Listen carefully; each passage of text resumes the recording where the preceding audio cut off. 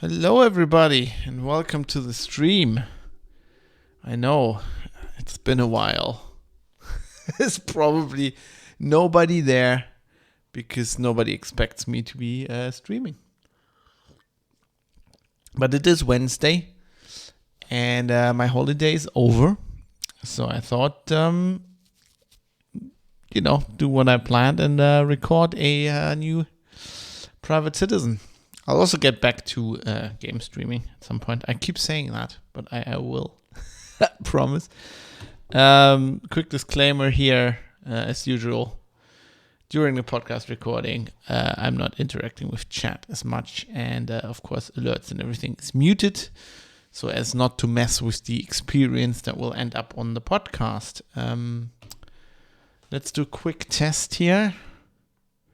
Let's see if I can remember how all of this works. That looks good. That looks good. Looks good. Sounds good. Yep. That looks good. That looks good. That looks good. Looks good. Sounds good. I think we can do this. The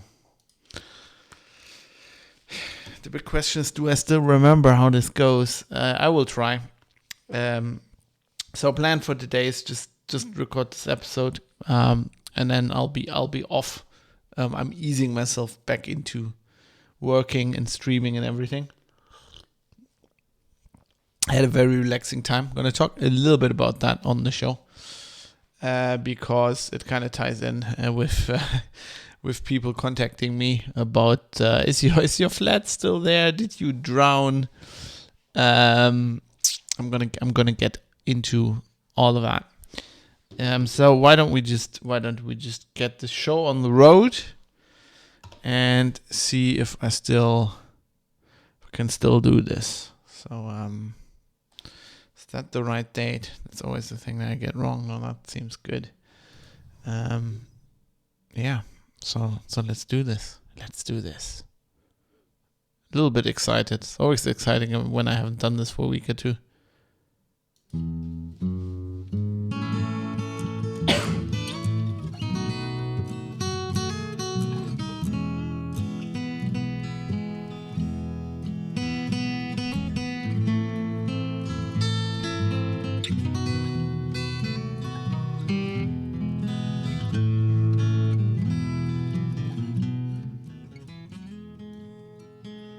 You're listening to The Private Citizen, the podcast that is defending your right to have something to hide. This is episode 79 for Wednesday, the 28th of July, 2021. How the German immunity passport was hacked.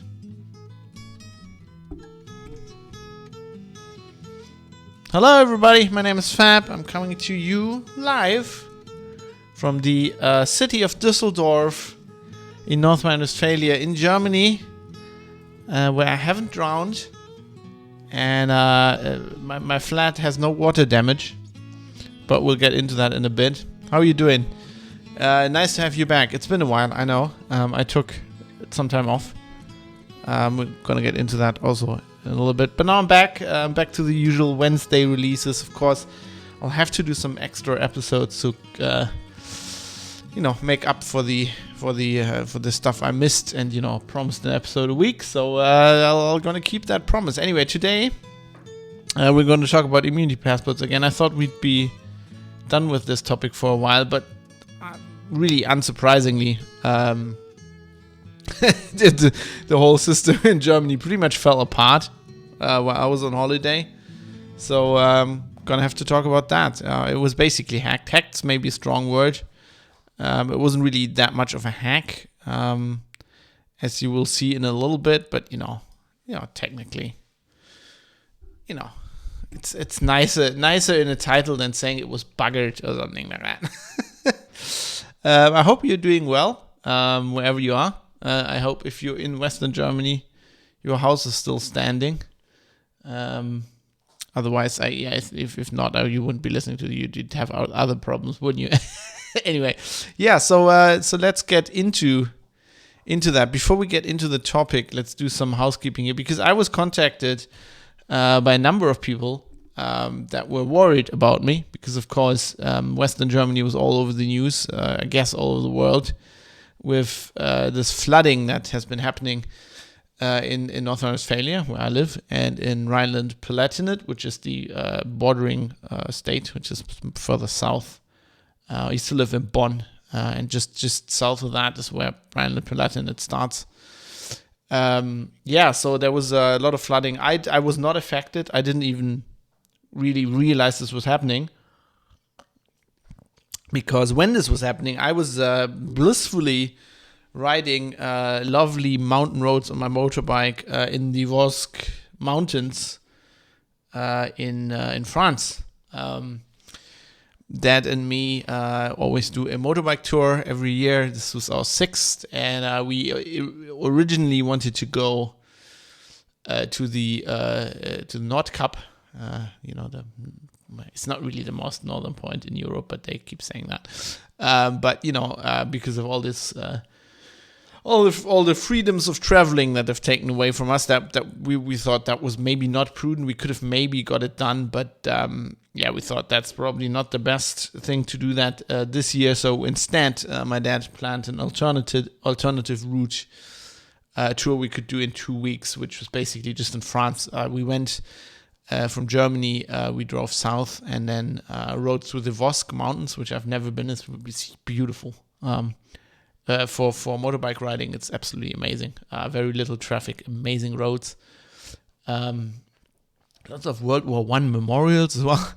And then we went through the Alps. I went from the Vosges into the Alps and rode basically the whole Route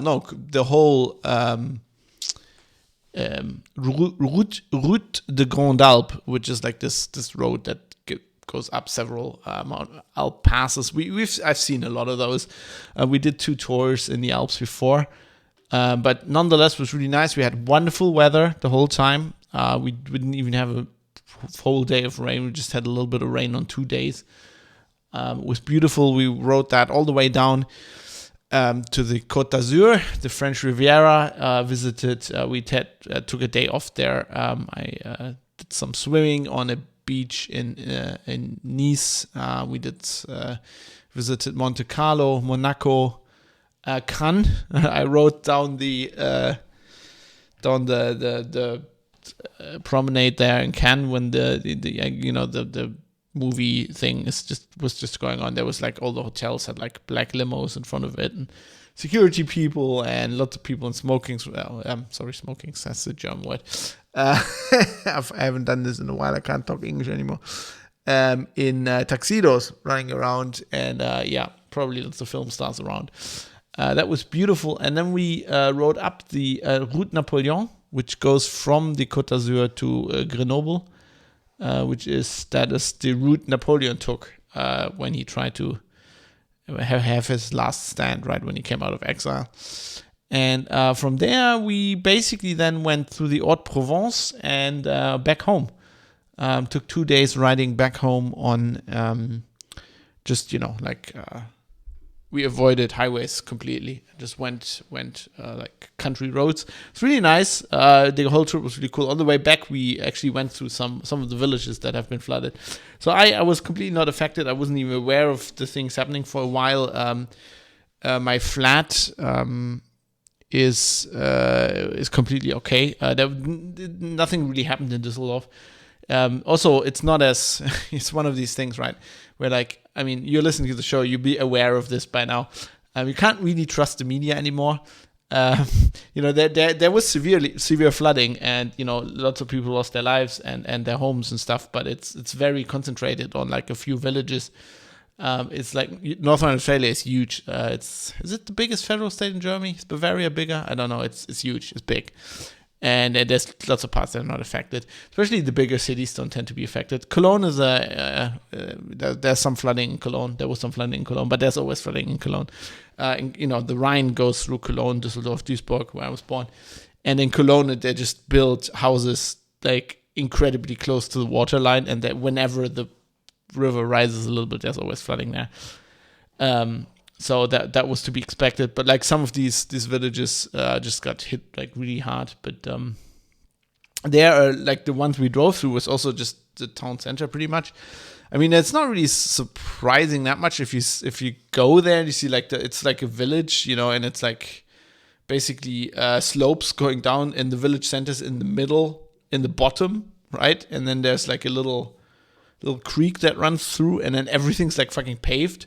So if it rains a lot, like the rain will just come down, and I mean, yeah. So I tend to, I don't have a house. We just live in flats. I tend to pick flats that are in places where I'm like, if it rains a lot, this is not going to get flooded. So I'm fine. So that's good. Thanks to everybody who was concerned. By the way,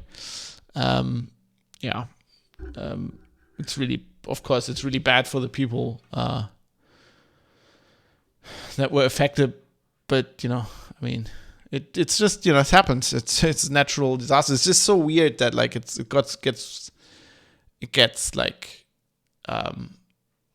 I mean, it's not new. I wouldn't say it gets blown out of proportion, but when something gets covered like this, it always seems to be like a lot worse. It looks a lot worse than it. I mean, it's really bad for the people that are affected, but it looks like everybody's affected pretty much. Like like the famous other example in Germany is the floods in Hamburg in the 60s, and they were really bad. There lot more people died there because it's a big city. There were North Sea flooding from the from storm on the North Sea. But even there, it's just like it was a number of roads like close to the harbor, and like 90% of Hamburg was fine. But if you see like reports from back then, you'd think like all of Hamburg was flooded. This is always like that. It's like when we visited LA and the hills were burning as usual, right? And then like if you watch the news in Germany, it's like, oh my God, LA is on fire. And like people were calling us like, you're in LA right now. Are you okay?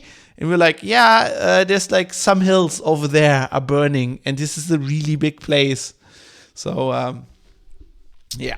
Anyway, thanks for the concern. I guess let's stop with the flooding talk because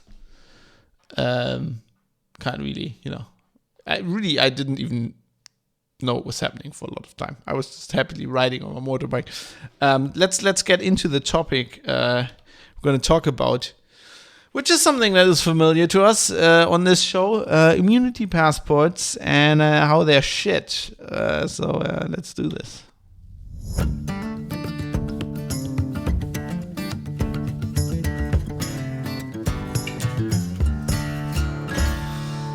So yeah, immunity passports, they're shit. I talked about on episode 74, the episode that infamously got pulled off YouTube for YouTube claiming this to be medical misinformation, which of course it was not.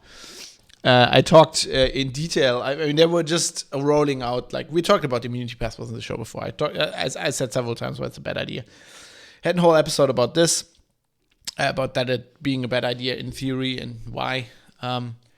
But when they rolled it out in Germany, of course, I had to do like another episode and explain it. And I explained basically the how the certificates are generated, right? Not in detail, but like generally the certificate infrastructure.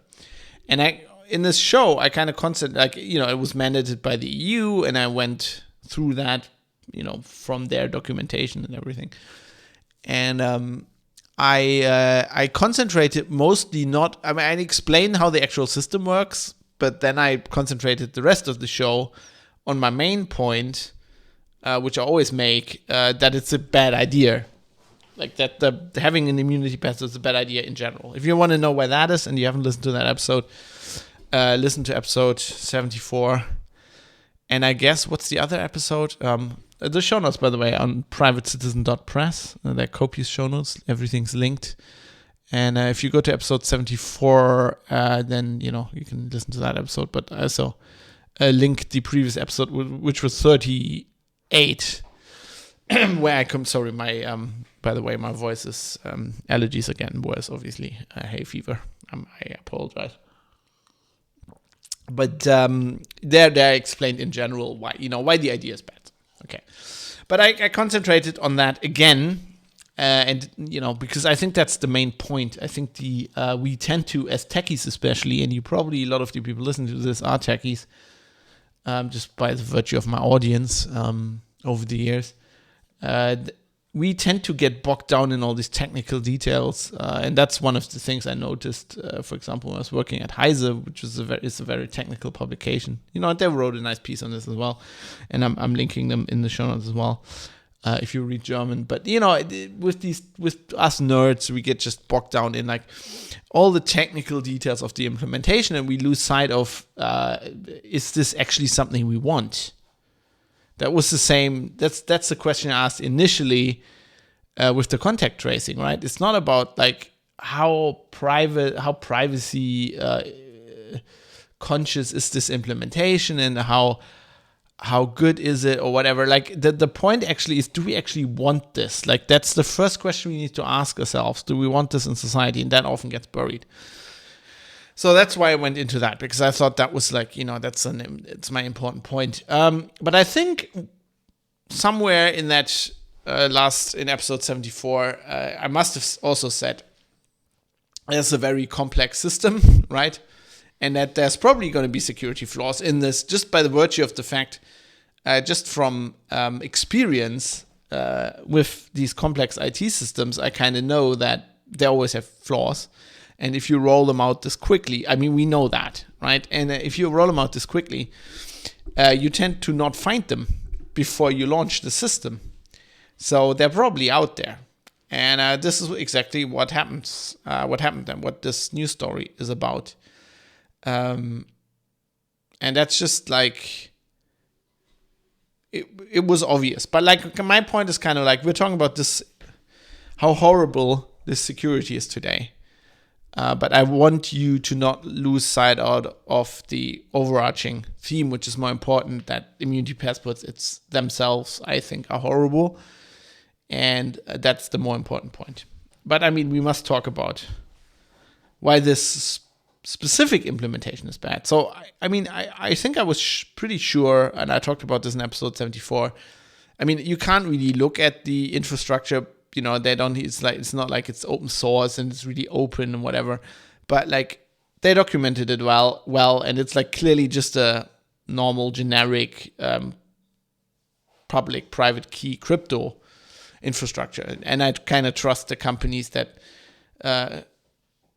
came up with this and implemented this to do that fairly well. So I always thought that the problem wouldn't be in the actual public-private, in the certificate system, basically.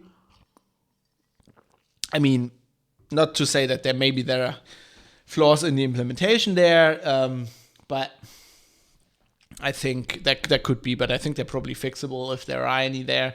I think the general idea is probably sound, because we know how to do digital certificates now, and like these people that are doing these, they're not like the open source people I would want to like implement this kind of stuff, but they're from big companies and they generally know what they're doing, so that's not a problem. But we will see now that obviously with any system, any IT system, the biggest flaw is always humans. That goes for anything, right? That goes for intrusion into companies and stuff like that. Doesn't matter what your firewall or your antivirus or whatever it is, how good that is. You'll probably be defeated by some secretary opening the wrong email and pushing the wrong button.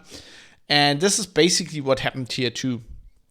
So now, just a month after this system was launched, and just to be clear, what we're talking about here is we have immunity passports in Germany. They're like the standard WHO, the yellow ones. There's a picture in the show notes of mine, in the previous episode. So go to privatesystem.press, you'll find it. We have those.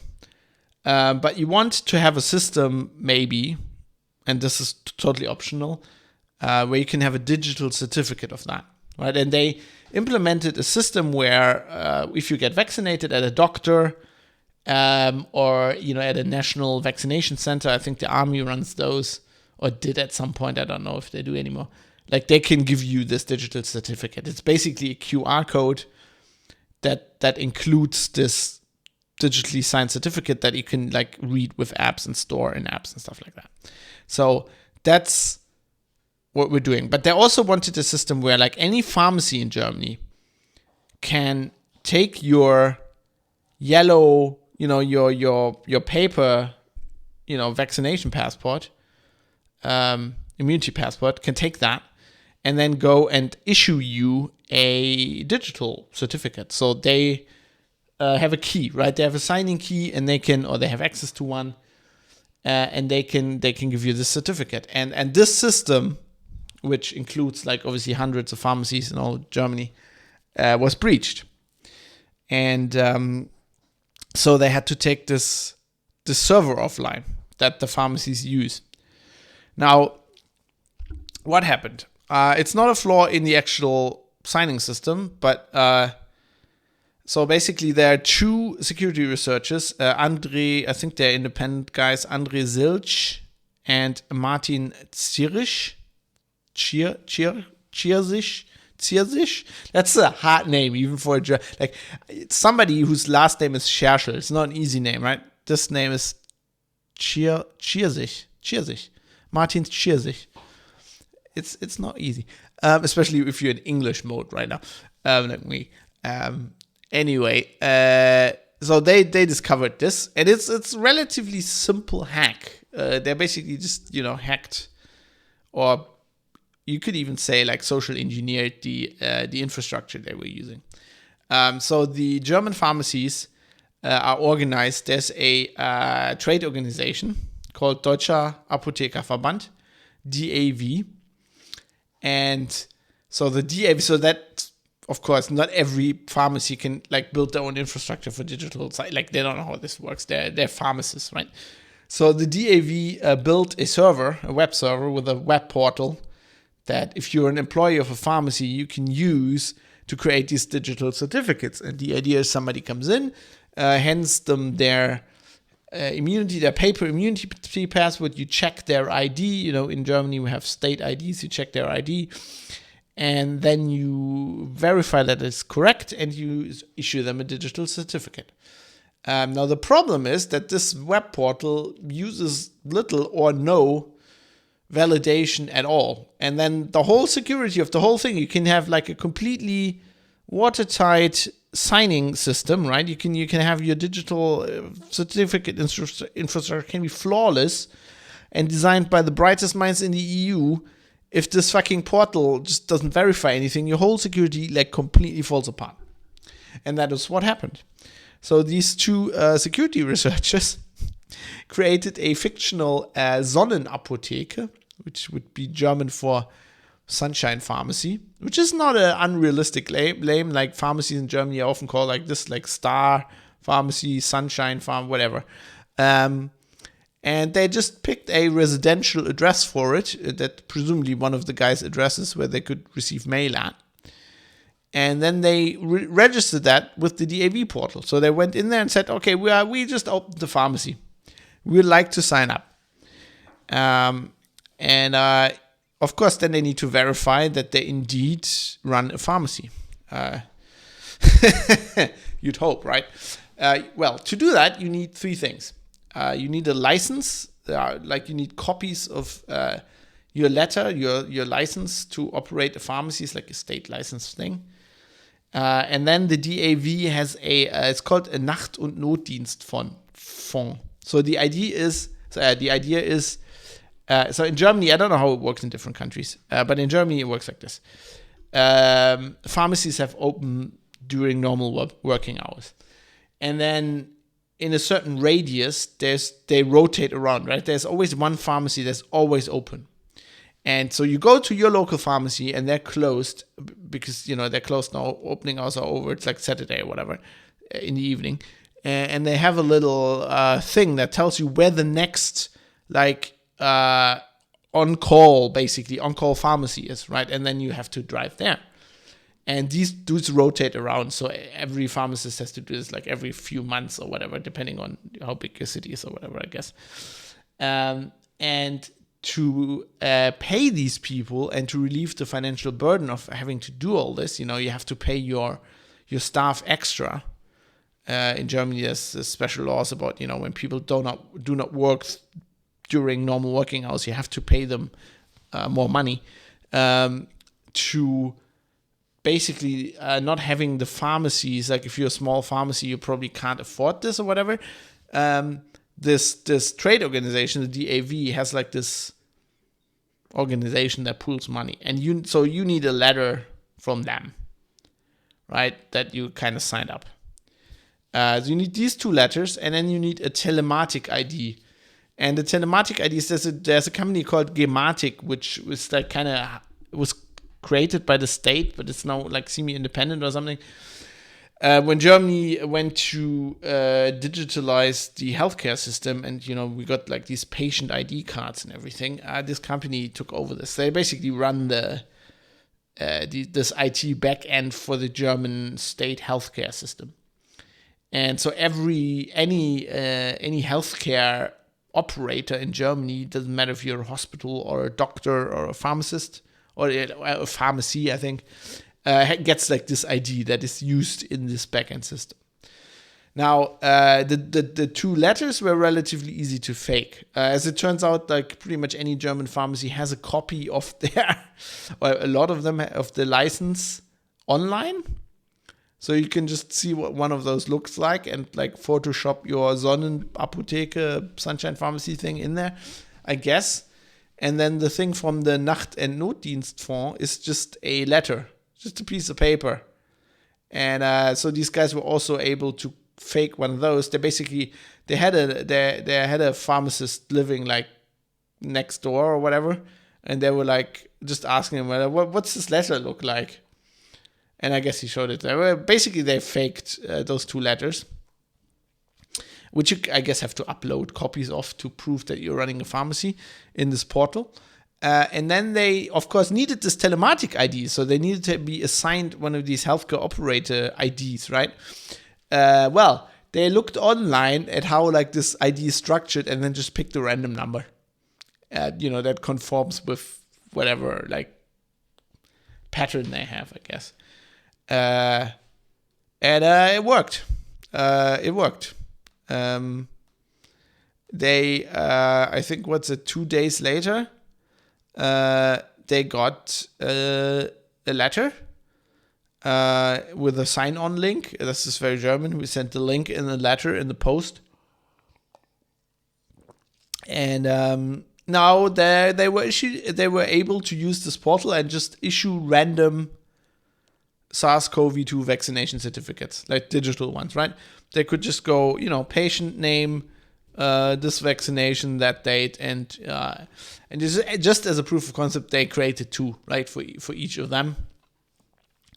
And then they contacted the Deutsche Apothekerverband and said, you have a problem. So that's how the system was breached. That is, of course, incredibly easy. A 12-year-old could have done that. So it's a huge problem. It basically means that these digital vaccination certificates that are used all over Germany, and they like an EU-wide thing. They accepted. This is like if you're an EU country, you have to accept these. They are worthless because anybody could have just created their own pharmacy, right? Put it into the system, get signed up, and then just create a few thousand of those or whatever, without actually vaccinating anybody or verifying that these people are actually vaccinated, which defeats the whole, which I actually kind of like, because I think, as I previously talked about a lot and explained that these immunity passports are a very bad thing for society. And so the system being completely broken is kind of, I think, a net good for society. But anyway, of course, the Deutsche Apothekenverband reacted to this and fixed it. Or did they?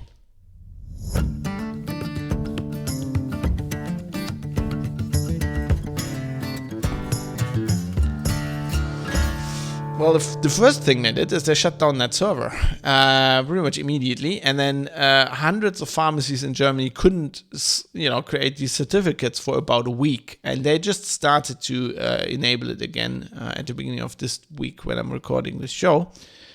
But the DAV maintains to this day that their infrastructure is secure. That the certificates are secure, and as they say, that the researchers only managed to get fake certificates by, quote, committing professional-grade fraud, end quote. And they say that to do so, quote, requires considerable effort and criminal energy, end quote. Well, that's what the DAV says. Now, considerable effort and criminal energy. It's kind of like... as much effort and as a 12-year-old would put in, and as much criminal energy. I mean, this criminal energy thing is great. So as you'll see in Twitch chat, of course we have live commentary going again on the show, which is great. Picks up on this. This is something that they put in press releases a lot when like their security gets owned. And what that means is that means nothing, right? Criminal energy means so they say they use that as kind of like, oh, that would be a hurdle. So our security has been broken in some way, right? But if somebody wants to take advantage of that, they need criminal energy. So that makes it sound like, to the uninitiated, like newspaper reader and like journalists who put this into stories and don't comment on this are doing a bad job, by the way, because that makes it sound to the uninitiated like, oh my God, that'll be really hard to do. But what criminal energy just means is like the will to do something, right? And, possibly the will to break the law.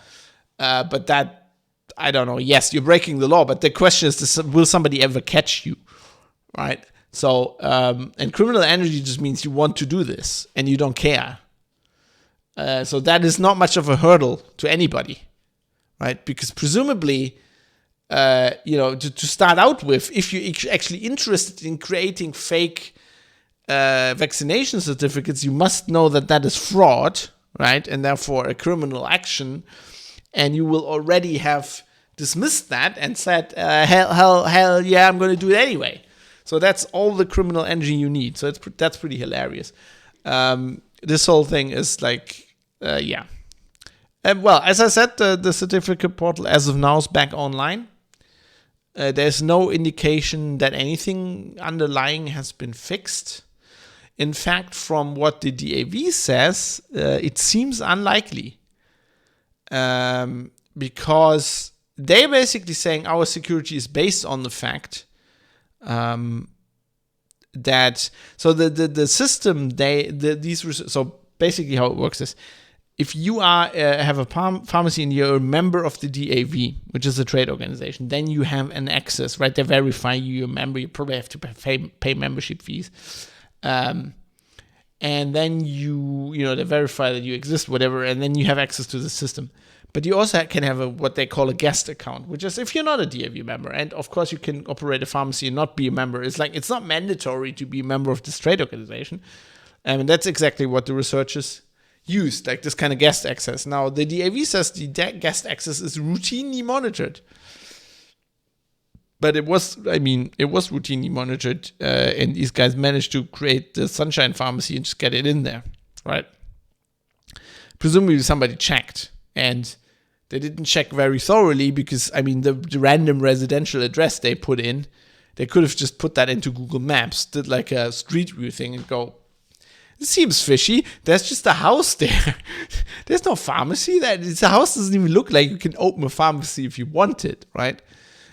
So I don't know. It seems like they didn't check very thoroughly, and like this whole security being based on that. Like basically, what you're saying is that your whole signing certificate, your whole certificate, everything, like the whole system, is based on that, right? Doesn't matter how secure your crypto is. If your access control is well, we let anybody sign up and we just kind of check, but we don't really, then it doesn't matter, right? Now, what makes this even more problematic is that even before these researchers did this, and I'm not sure, but they might have gotten prompted by this. There was a story in there's like an Austrian news site called Watson, and they had a story that there are certificates, fake SARS-CoV-2 vaccination certificates being sold on the web. And they said that it looks like the only place this really conceivably can come from is like this DAV portal. So it looked like the security researchers read that and then went to work, but I don't really know. It might have been in parallel, or who knows. But apparently, so these things are being sold. They're being, they're definitely from a German source, and it looks like they come from this portal. So it's very likely that some other people have come up with this criminal energy and the resourcefulness of a 12-year-old script kiddie to create their own pharmacy, fake pharmacy, and let's sign certificates. Now, according to the DAV, this is what they say themselves, more than 25 million digital certificates were issued using their portal or their infrastructure. So, but of course, it's now impossible to determine which of those are legit and which aren't. And as I talked about before, the system is designed in a way, actually something that I talked about before, where I said like they can't have limited times where they're valid. That actually got changed. So you now have like a time they're valid. But what is still true is that they can't be pulled individually. So the infrastructure has no way to, because that would have been a lot harder to implement. You can't go in and say this certificate's not valid. So even if they figure out that some certificate is fake, they can't invalidate the certificate. I mean, they could have presumably all the apps that implement the system implement like a blacklist, and then you put like, you could do that. It's kind of like, the web browsers put like breached certificates. There's like Google maintains this list, right, with breached certificate authorities and shit like that. You could kind of do that, but that's not implemented and that's not in the system as is. So currently there's no way to pull these. The only thing you can do is you can pull a signing key. But this portal has one signing key as far as I can tell. So what they now need to do actually to maintain integrity of the system, what they would need to do is to pull that signing key from the DAV portal, which means pulling 25 million certificates. That means that anybody in Germany, who went to a pharmacy and said, hey, can you please give me a digital certificate? This is my immunity passport, my paper passport, would have to do that again. And they obviously don't want to do that because these people would be really pissed off and it would be really bad press. So currently the DAV maintains, and I said this in a Spiegel story that told Spiegel, that there are only 2 fake certificates out there, which presumably, means the 2 issued to the 2 security researchers. I think this is very unlikely. I believe that Watson's story. It seems plausible that there were, they were selling these, people were selling these in like messenger groups, selling these fake certificates. It seems plausible that they're from that source. It seems plausible that somebody else had the idea of creating a fake pharmacy. I'm even not sure it wouldn't work now, because it does seem like they just took the server down and then just checked for fake pharmacies, and I'm not sure like they would catch it even now that they're on the alert. We can't really know because we don't know how their system works, but anything we've seen so far would lead me to believe that the system is still broken, and especially them not pulling the signing key kind of makes me think this is more about the optics of the whole thing, right? The PR, the propaganda, than actually securing the system. Because I mean, that's how your signing infrastructure, as you design it, works. You'd have to to maintain its integrity, you'd have to pull that key.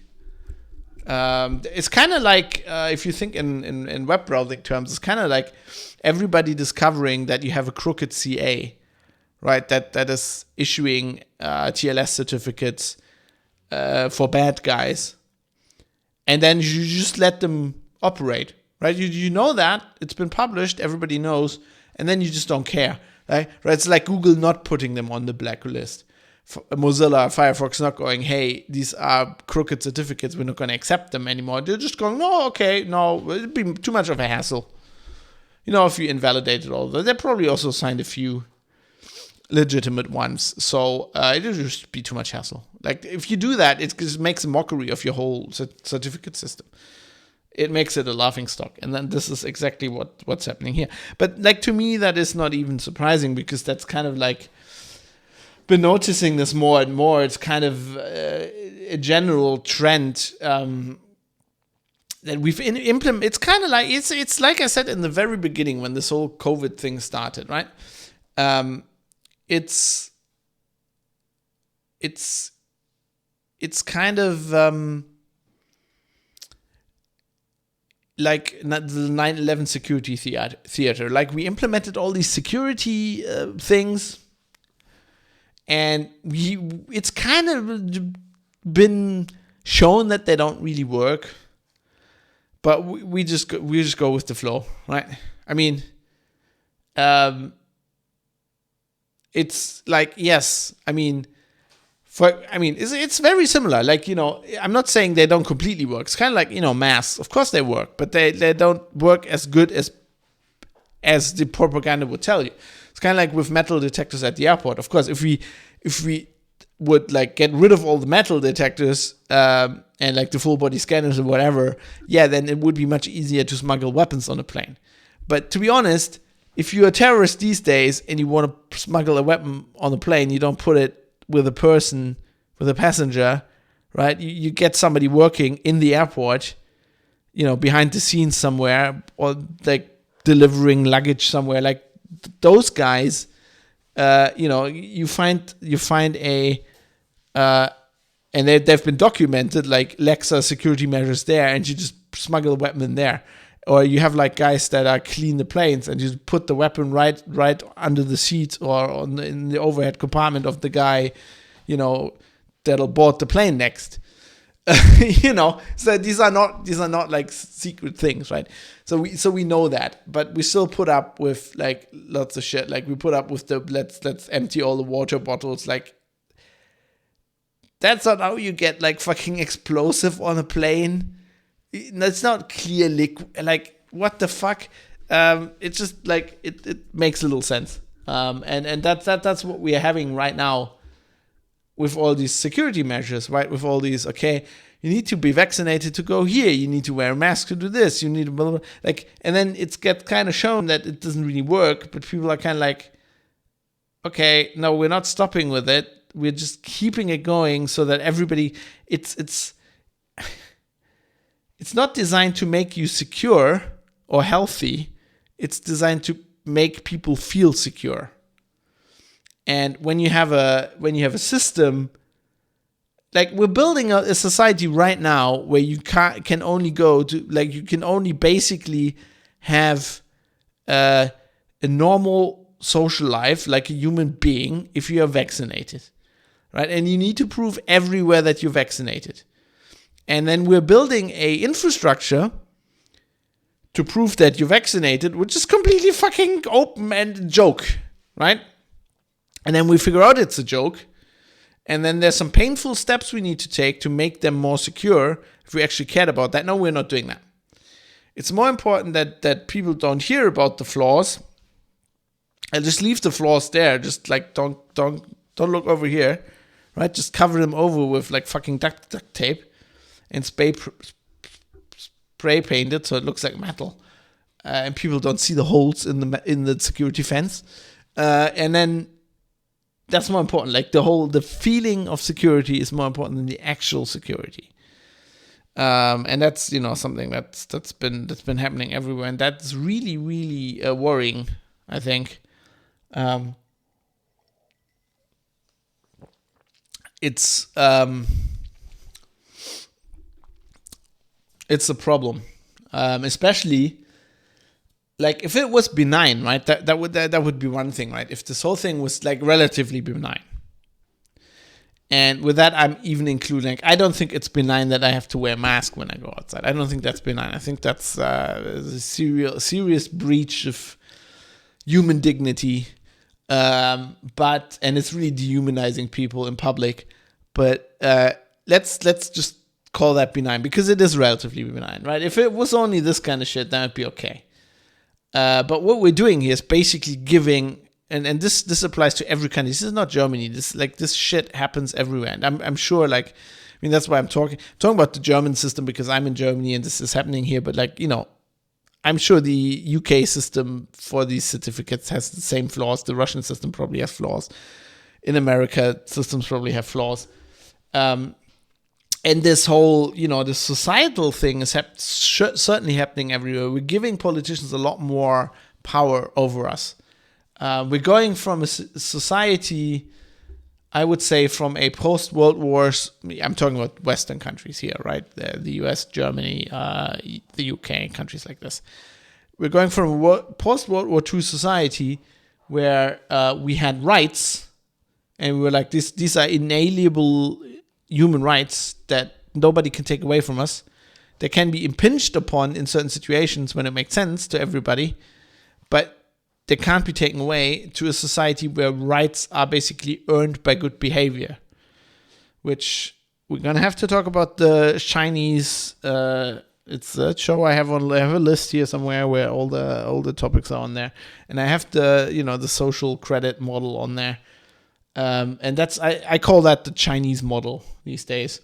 Because it's kind of like, rights are a thing you earn. They're not rights. They still call them rights, but they're really privileges, right? So if you behave nicely and if you get vaccinated, then you can go outside, and maybe you can even protest if you're a nice guy. And that is the actual thing. That's like, that's really dangerous.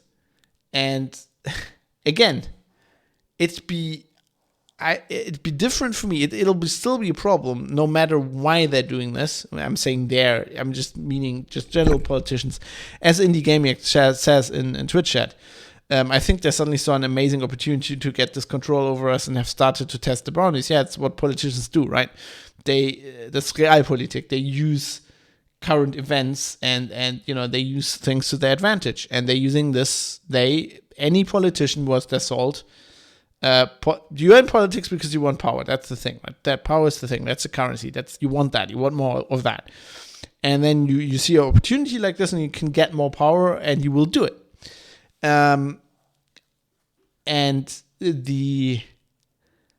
they won't stop, right? They only stop when there's pushback, and there's no pushback because people are cowed into this by being told that things are really dangerous and that this will keep them secure, which is obviously not the case. Just look at this thing we just talked about. It's a joke. It's a joke. The system is a joke.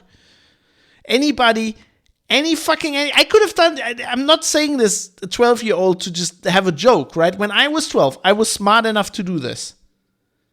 If I had the internet at 12, I had a computer, I had all of this, I could have like made up an address and registered a pharmacy. Like I faked the letter, right? You never been to school, you never faked letters from your parents. Come on. That's what in my time we did it by hand, but like that's what Photoshop is for, isn't it? I mean, come on.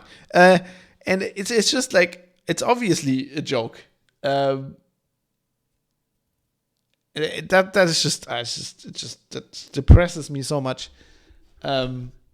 This whole, if it was an actual danger, right? If we were at brink of war, right? Or if democracy was in danger from an actual external enemy, not like from ourselves, from our own system, which it is right now, but like if it was Ebola or whatever, if something, if it was really, really bad, it would still be,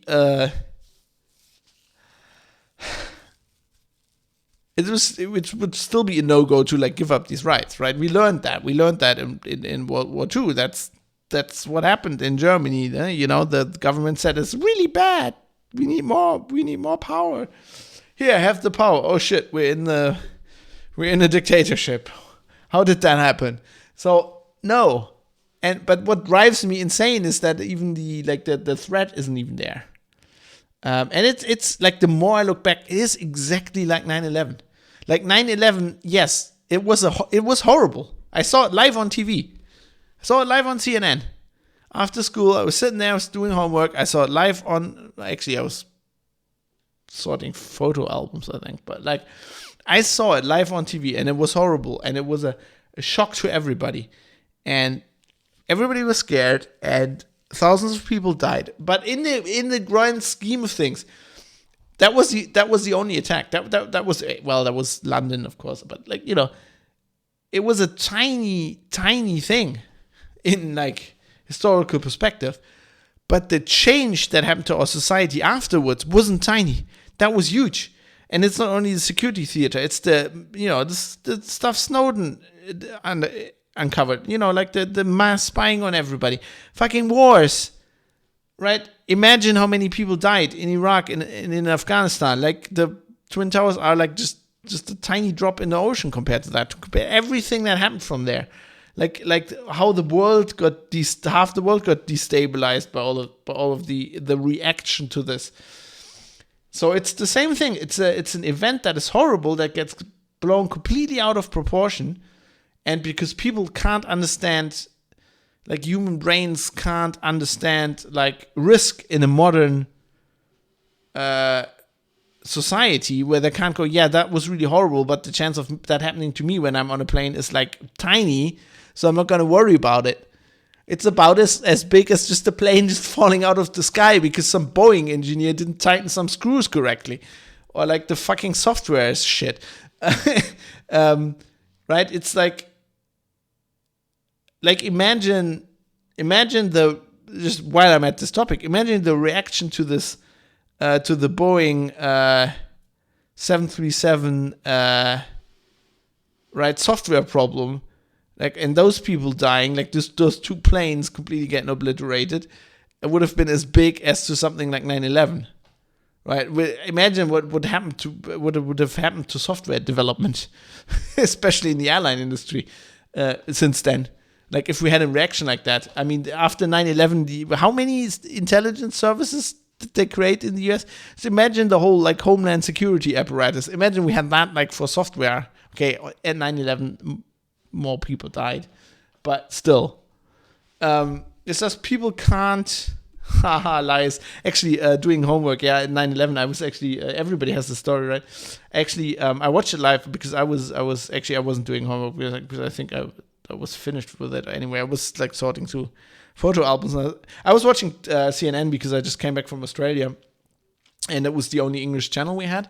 So I kept my English going. So I watched it live. I watched like when the first plane hit, I was watching it. Anyway, I had a driving lesson on that day. The driving lesson on 9/11 was eerie. It was like probably 6 p.m. Here in Germany. So the afternoon. I think 9/11 happened at like 2 p.m. German time. I don't know, something like that.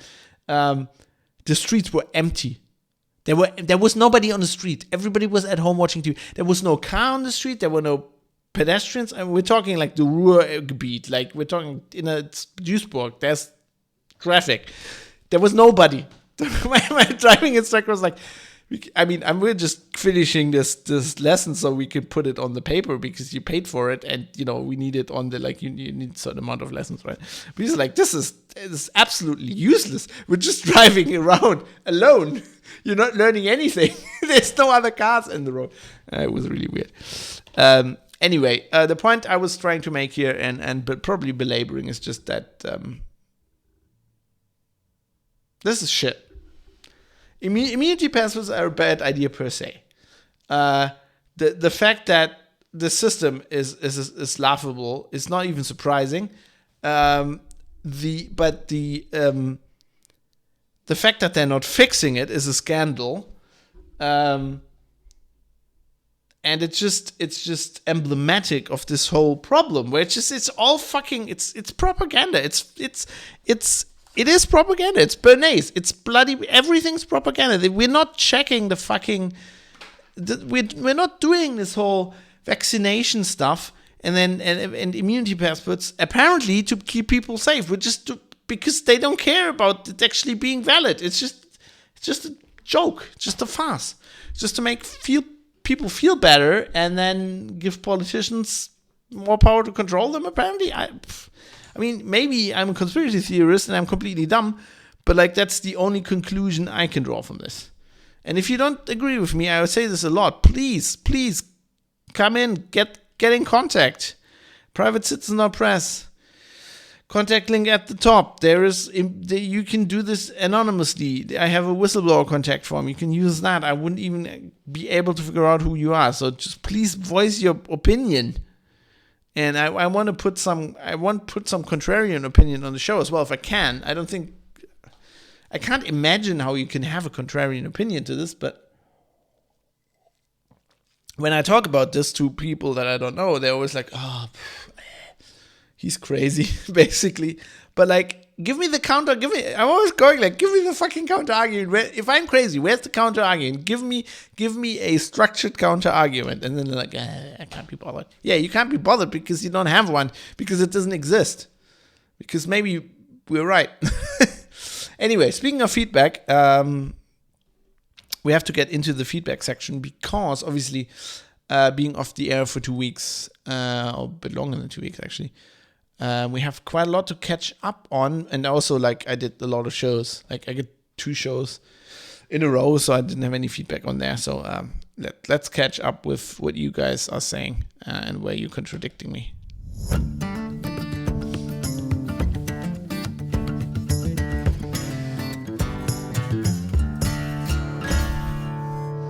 First off, we have Martin, who is not contradicting me, producer Martin, who says, hi Fab, you recently reported that the video of your podcast on this very topic we're talking about got censored by YouTube and restored after your complaint. You're not alone. Someone complained by suing. YouTube was forced to restore the video. They didn't. As a consequence, they have to pay 100,000 euros. And he links me to a Spiegel article, which I obviously also put in the show notes. If you read German, I'm going to just quickly summarize this. So basically, somebody made a video of people protesting the COVID restrictions in Switzerland and uploaded it to YouTube. And YouTube pulled it. And then a court in Dresden on the 20th of April actually ordered YouTube to immediately restore this video. But the platform only did this on the 14th of May. So this is almost a month. And then they got ordered to pay this 100,000 euros fine, actually. Which is very interesting. Of course, the Spiegel, they reported and they put a spin on it, and it's like, oh, of course, YouTube is in a precarious position because like these evil conspiracy theorists are using platforms like this to spread ridiculous theses about the virus and this is all horrible, and then how can they fucking like but they're not talking about the thing I talked about when I covered my video being removed, that like it's not YouTube's place. There's no law in Germany. There's nothing that says you have to like censor these videos. Right, and we have very strict laws in Germany now. There are very strict laws about like if something's illegal, you have to pull it and shit like that. And they we talked about the NetzDG and all of this, and They're made it very strict, but this does not apply. This is YouTube arbitrarily deciding, hey, anything with virus in it, it's like, oh, if you don't agree with the WHO, we put it. Like, why? This is, I mean, I talked about all of this. Anyway, I think it's great that they got fined. I hope this happens more. I'm now a little bit sad that they restored my video immediately. Which I guess doesn't allow me to take legal action because I mean 100,000 euros. I could run this podcast for okay, you probably have to pay some to your lawyer, but I don't think you probably don't have to pay taxes on this, do you? Does the guy get it? Maybe they have to pay to the state. That would be. Anyway, I would like to have 100,000 euros. That would keep this podcast running for a very long time. Some live feedback from Indie Gaming X. Thank you for the Instagram updates, by the way. Yes, I was posting pictures from the motorbike trip. I will upload these. I will put these on my blog as well at some point. Blog at fab.industries. So for people who don't have Instagram, which I can understand. If you don't understand very well, I will do that. We have another Martin who also wrote into the show, and this Martin commented. Sorry, I have to drink some water. My voice. It's the bloody pollen in the air. They're killing me. It's actually a lot less worse. Is that English? It's not as bad as last year. This year is actually pretty mild, but so I'm not taking I take this antihistamine drugs. I'm not taking those because they make me, I only take them when it gets really bad. And for example, if I can't do the show because I'm sounding like this, then I take them, but they make me very groggy. So I'm actually not taking them this year. So the symptoms are there, but anyway, less bad. Yeah, let's stop complaining. Anyway, Martin says, I'm in agreement with most of what you said over the last few shows. I just have a few things to say about the intertwined topics you brought up. Regarding copyright, as both a creative professional and the director of a media organization, I want control over how my work is used, and at the very least, it would be nice if other professionals in the industries respected that.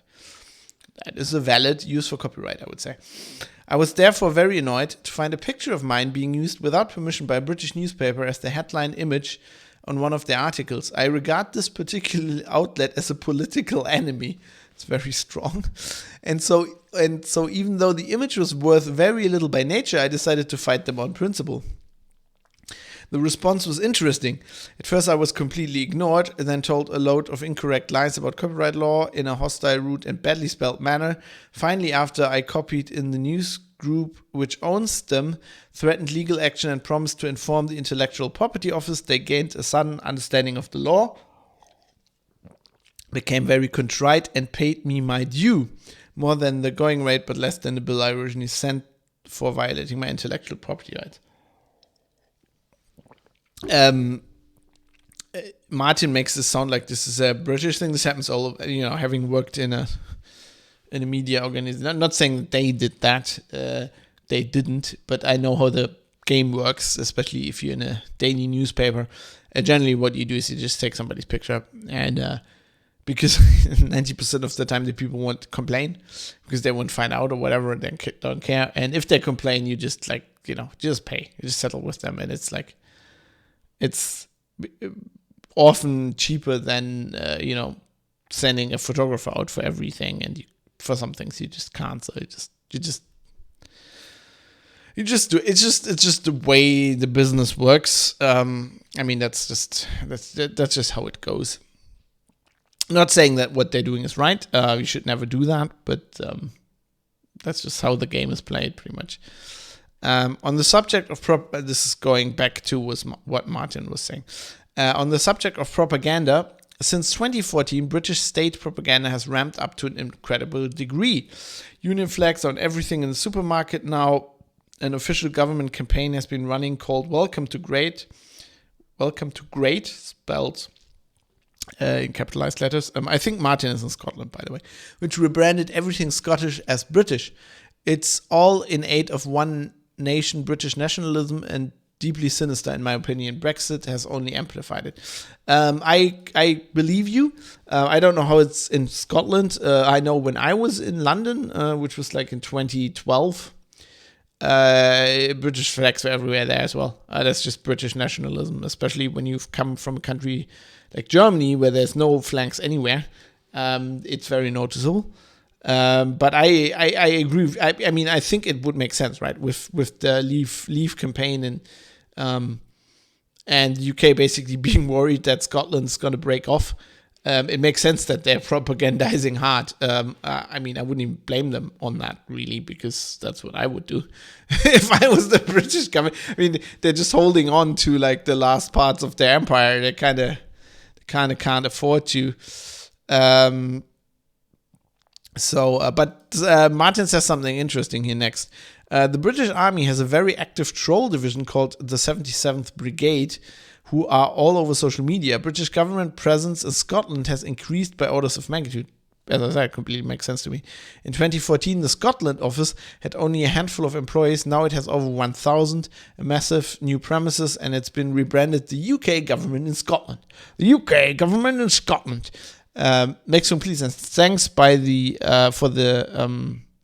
boots on the ground report on this, by the way. This 77th Army Brigade site from the British Army is hilarious, by the way. The first picture is a woman in a, I think was that a sergeant? She's a sergeant. I think, is that? I'm not that familiar with UK rank insignia, but I think she's a sergeant. In fatigues. She's at a keyboard. Her right hand is holding a mouse, and her left hand is outstretched, and they photoshopped a glowing green globe, like a hologram, in her hand very badly. She looks like Kane from Command and Conquer, if you're as old school as I am, looking at this globe, and it's hilariously bad. It's really bad. If they're using memes like that when they're trolling as well, I don't think they're going to be very effective. But it's a hilarious website. So basically, they're trolling. It's pretty much what they're professional Redditors these days. I mean, they're apparently wearing fatigues while they're doing it, but pretty much sitting in front of a computer, being on Reddit. Looks like. Anyway, Martin continues. Incidentally, you may or may not be aware that we in the precious union are also losing the right to peacefully protest. I have a link here that he put in. Yes, I'm aware of that. Actually, No Agenda has been covering this for a while. Very, very interesting developments because, obviously, the UK being nominally a kingdom and a weird parliamentary monarchy, but still a democracy, has issues. But it was always very big on freedom of speech. Pretty much, not as much as the US, but much earlier. I mean, before the US were even around. And you have famous things like Speaker's Corner in London, which recently also got shut down, I think. So there is this is an interesting development, which, flows into what I've been saying earlier, I think. Martin also says people such as Craig Murray are being sent to jail for reporting the truth. I have a link on that as well. I don't agree with him on this point. I'm not cued into this whole UK Scottish politics. Reading all of this makes me want to get in contact with Mike. Mike, if you're listening to this, Mike, we need you on the show. We need to do a show about this topic. It's very interesting, Brexit and Scotland. Also the propaganda angle, I think, would fit well onto the show. Find it very interesting. But this, as far as I can tell, so there's a lawsuit. There was some guy who was not going into. There were court proceedings about somebody who was supposed to have sexually assaulted women, I think. And so there's this blogger. He actually used to be dean of Dundee, or the rector of Dundee University previously. He was writing a blog about local politics and stuff, and he went to the to the court proceedings and wrote about it, which, something like I would do, for example, right? If something interesting happened here, I'm really close to the Düsseldorf court. If I got wind, and I would write about this. But actually, he got held in contempt for court for basically revealing the identity of, I think, witnesses. And I don't agree with Martin on this here, because if you listen to the show, you know that I'm very much for full disclosure and, journalism and writing about, what I perceive as the truth and applauding people who do the same. But there are rules. In Germany, they're codified. We have a press codex, which is a voluntary thing. You agree, basically, tend to agree to abide by as a journalist. It's kind of like journalists self-policing themselves. And in Germany, we have very, very strict rules.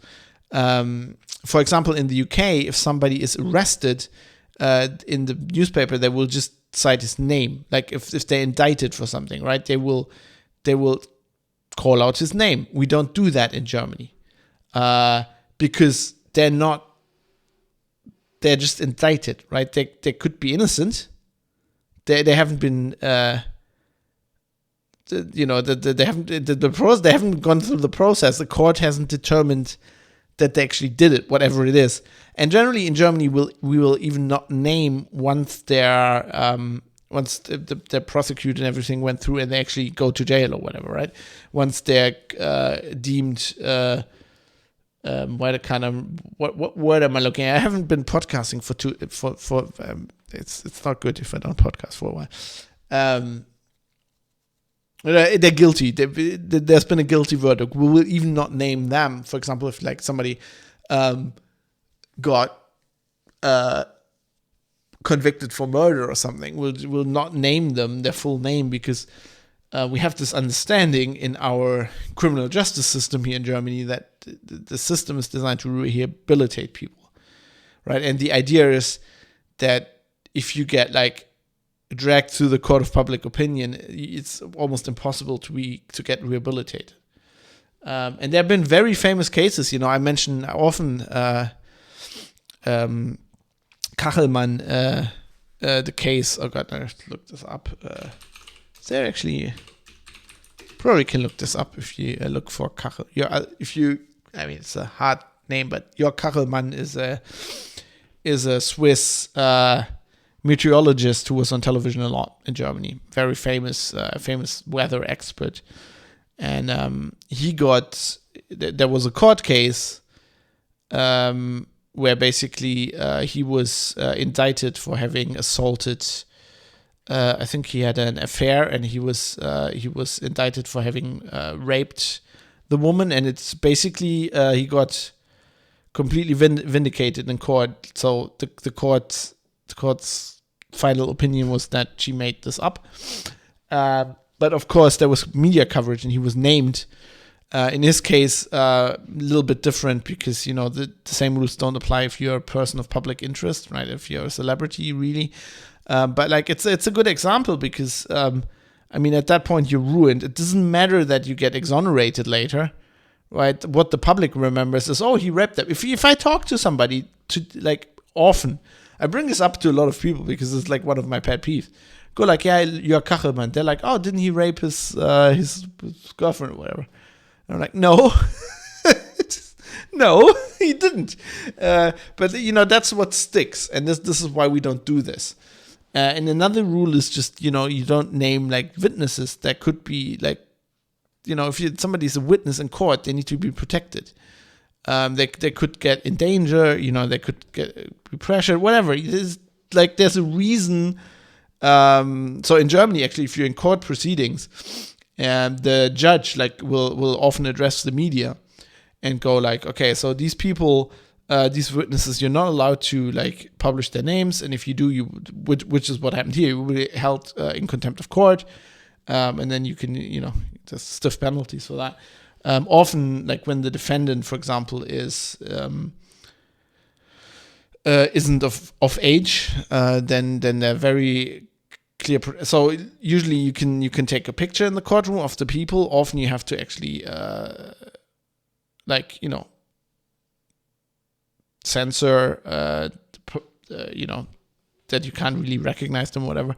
But like if they're like juvenile defendants, then you can't even take a picture. There's like all these certain things. And if you were a journalist, as much, see, the thing is, I'm all for reporting the truth, but you got to ask yourself, like, what are you doing there? Like, the thing you have to ask yourself as a journalist is often what you're balancing is the person's right that you're writing about, their right to their image and their, right to their, to live a normal life, right?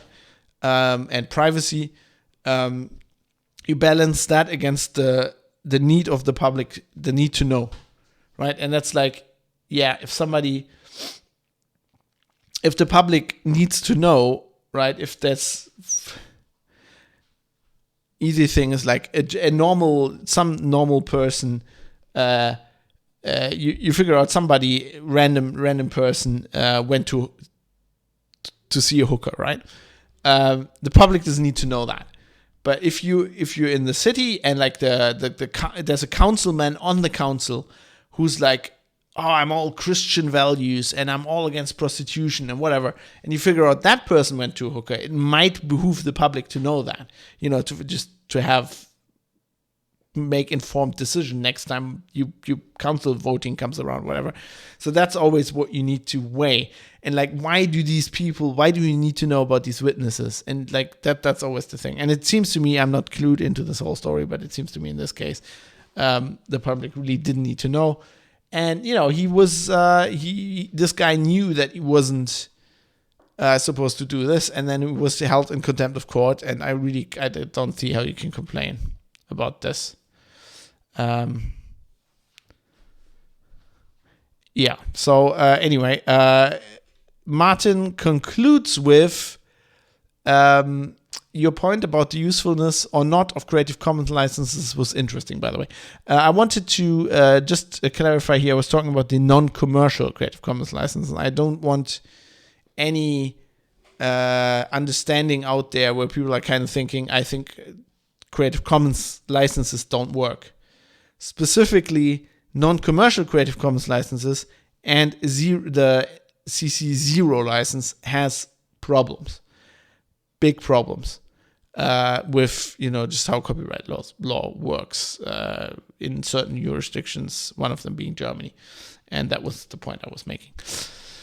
Anyway. El Terrestrius Jim chimes in with, your description of the journalistic code makes me wonder how Bild is still allowed to exist. Well, Bild is a famous German tabloid, probably the most infamous of them all.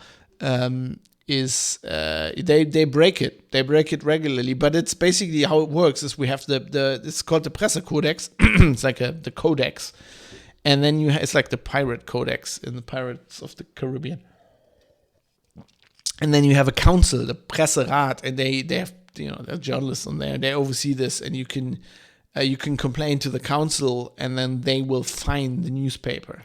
And they do that. Bild is regularly paying fines, and they're also regularly being sued. I mean, Kachelmann sued Bild specifically and won and got a huge settlement. But, as I said before with the copyright, and just printing some images, that's just how the game's played when you're in tabloids. And that's why I often think it's not good journalism, right? Because I'm not saying everything that Bild does is bad, but like a big part of it, of their stick, is just doing things to get attention. And it's just not good. It's not journalistic work, right? If you are just starting to if you publish people's names just to get like a witch hunt going or whatever, that's just like bad craft. Anyway, Mode 7 had some feedback on, producer Mode 7 had some feedback on episode 76. He says, you touched on the topic of a proposed German law that would require OS makers to restrict web content for the purpose of protecting minors. Ironically, Utah did a very similar thing, and he links to the bill, but only for smartphones, as he says, hand computers, and tablets, bigger hand computers, but more appropriately named.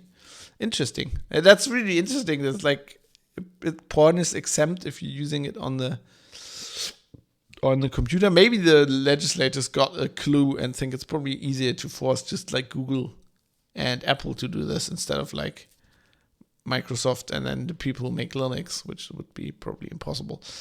But yes, thanks for the again. I value this local input, because I know that this kind of shit is going on all over the world. It's hard for me to access these kind of things and to know what to concentrate on. So if people have examples and if you want me to report on what's going on locally for you, please let me know. Go to privatecitizen.press, let me know.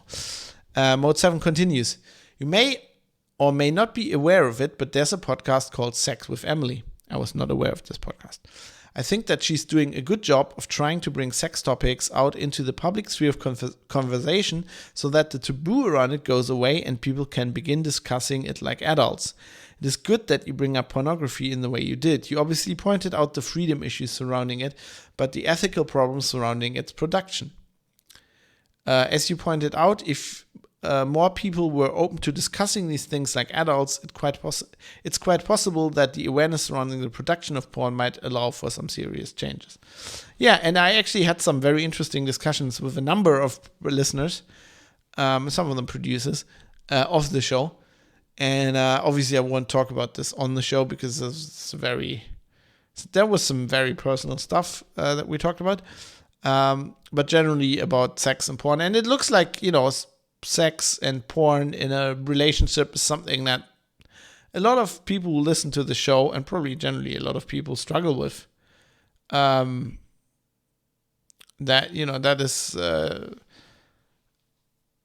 is a topic that creates tension in relationships, for example. And I think I agree with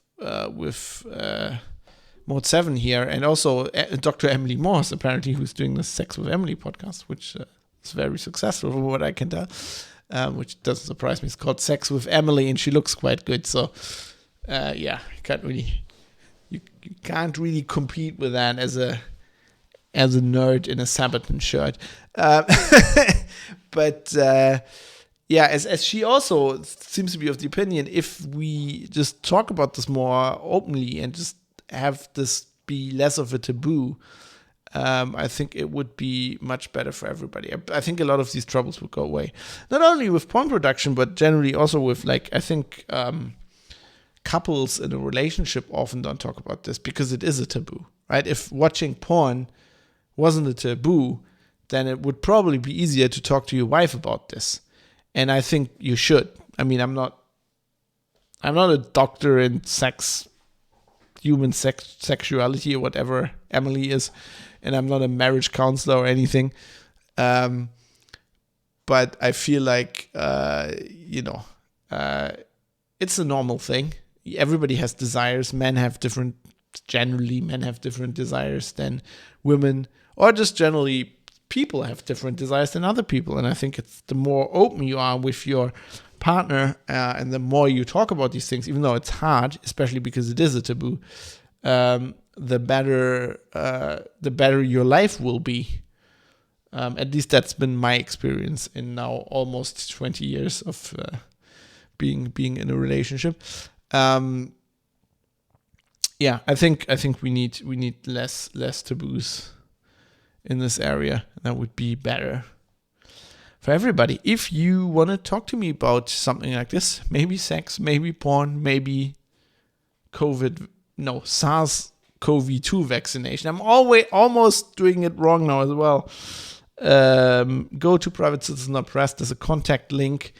I am not billed. If you write me and say you want things held confidential, then I will. If you say, you can put this on the show, lots of producers, listeners do this. They write me an email and go, you can put this on the show. I'd be happy if you leave this off. or if you go, please don't mention my name, or, make my name this or that, I will do that. Because I don't think it's important, if it's not important for the public who you are, who fucking cares? And if you just want to take that factor of me deciding that out of it as well, you can just use the anonymous whistleblower contact form that's also linked there, and then I won't have no idea. If you don't want to, I will have no idea who you are. And you can also write me stuff if you don't want to have it on the show, if you just want to tell me things or whatever.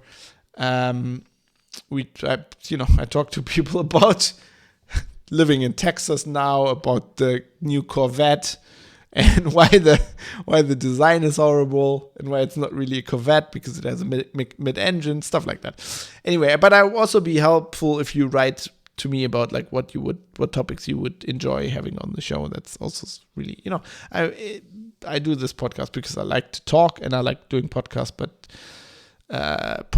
in the end, eventually I'm doing this for you, and I want to do stuff that you as a listener find interesting. Please get in touch, I guess.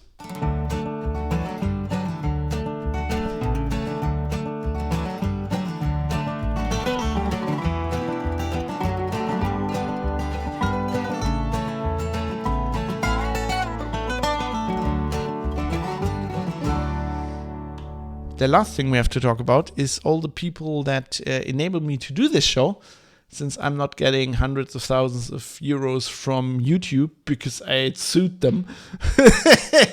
The only way to survive is by your charity, basically. But this is not begging, because this is the show is produced under the value for value model, which means you get it for free and then you decide what it's worth. Could be nothing, whatever. If you want to spare $1, €1 a month once, 10 euros, whatever, you can decide. There are several options you can pursue if you want to support the show. I have a Patreon page, so you can become a patron. There's a link in the show notes as well. Private Citizen Not Pressed. Basically, it's like a subscription service, and it enables me to have like a support that's ongoing. That helps a lot.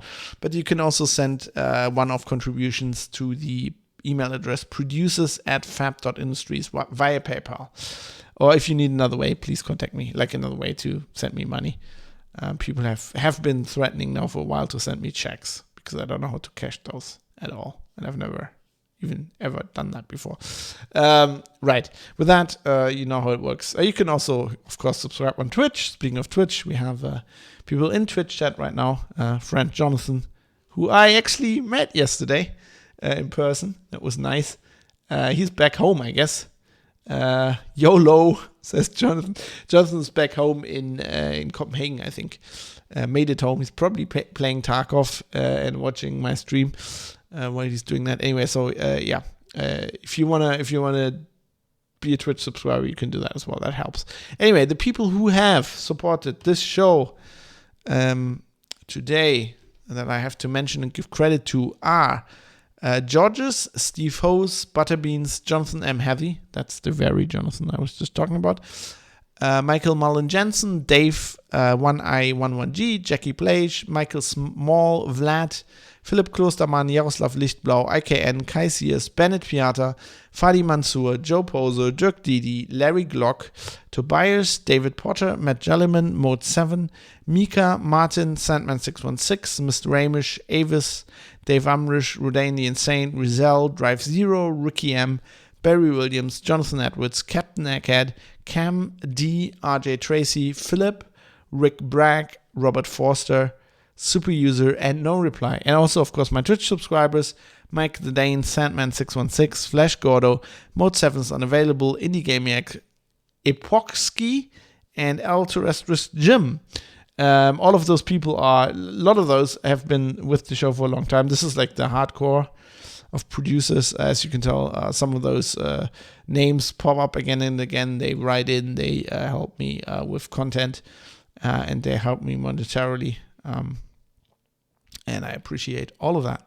Also have to quickly thank Bytemark at bytemark.co.uk, a great UK hosting company who provides me with the servers that the audio files get served from to you when you want to have them. and you want to listen to a podcast, and I couldn't do the show without him. So thanks to Bindmark. And with that, I'm out of here. As you can tell, I'm back on the normal schedule. Should be a show next Wednesday. Maybe also extra show in between here or there. We'll see. We'll see. I'm still just getting back into the groove of working after 2 weeks on the bike and just hanging out and relaxing a little bit. And we'll see. We'll see when the extra shows keep coming. But next Wednesday is a given. Right.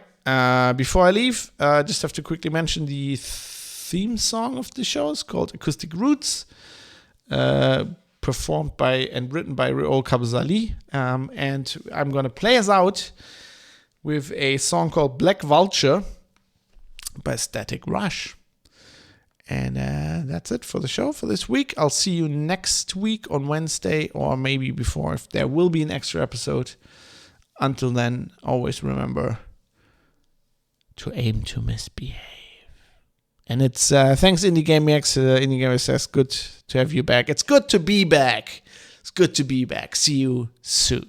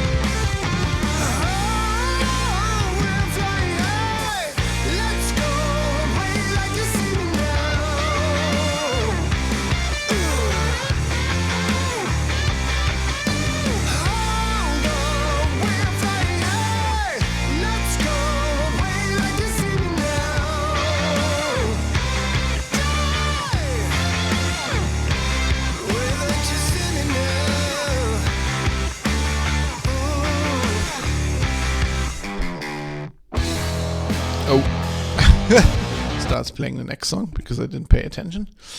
Anyway, that's it for the show for today. Thanks for being here. I'm now just gonna run, edit this show, and then we're gonna go to bed. I'm still doing some, trying not to stay up long and carrying like my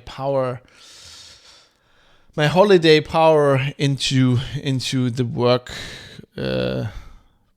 I don't know. Carrying it forward as long as I can, I guess. I'm gonna raid General Sam now because I think he's playing with Aqua and they're playing some weird survival game, I think. And Sam apparently went to the hairdresser. I'm not sure, like his new haircut. But I gotta say, I haven't been to a hairdresser for ages. But let's rate Sam. Thanks for watching. I'll be back playing some games. I say that every time, but I will apparently eventually I will be back. I will do this. I just haven't made the plan yet. That's one of the things I should do, I guess. Anyway, thanks for watching. Let's go have some fun with General Sam. I'll see you soon. I hope. I'm sure.